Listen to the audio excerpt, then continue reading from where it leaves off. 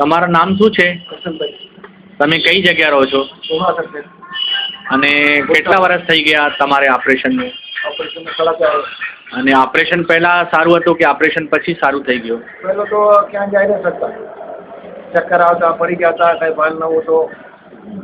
અને તમારા જે ઓપરેશન કર્યું ડૉક્ટરનું નામ શું હતું? સુરેશ ભાગ્યા.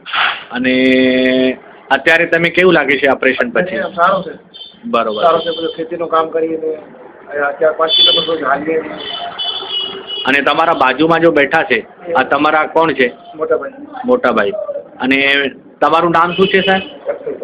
નથુભાઈ. અને મથુભાઈ, તમે કેવું લાગે છે અત્યારે ઓપરેશન પછી? અત્યારે સારું લાગે છે. પહેલે તો 10 વર્ષ સુધી પીડા હતી વધારે. અમને પણ અમે કહેતા કે ના ઓપરેશન નથી કરાવવું. અને ઓપરેશન પછી શું કામ કરી શકે? અત્યારે શું કે થોડો ઘણો ખેતીનું કામ કરી લે પોતાની છે એવું. પછી ઘરે પેલો અમારો ધંધો છે દૂધનો. બરોબર છે. દૂધ પણ બનાવે છે આસ્તે આસ્તે.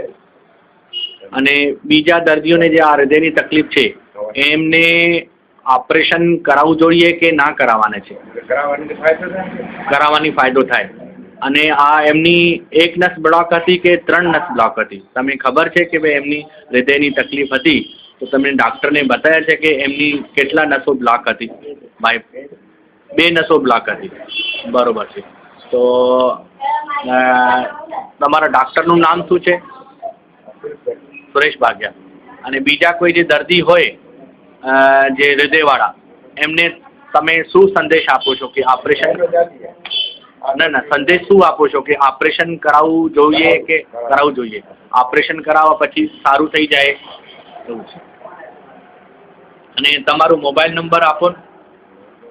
97 97 97 131.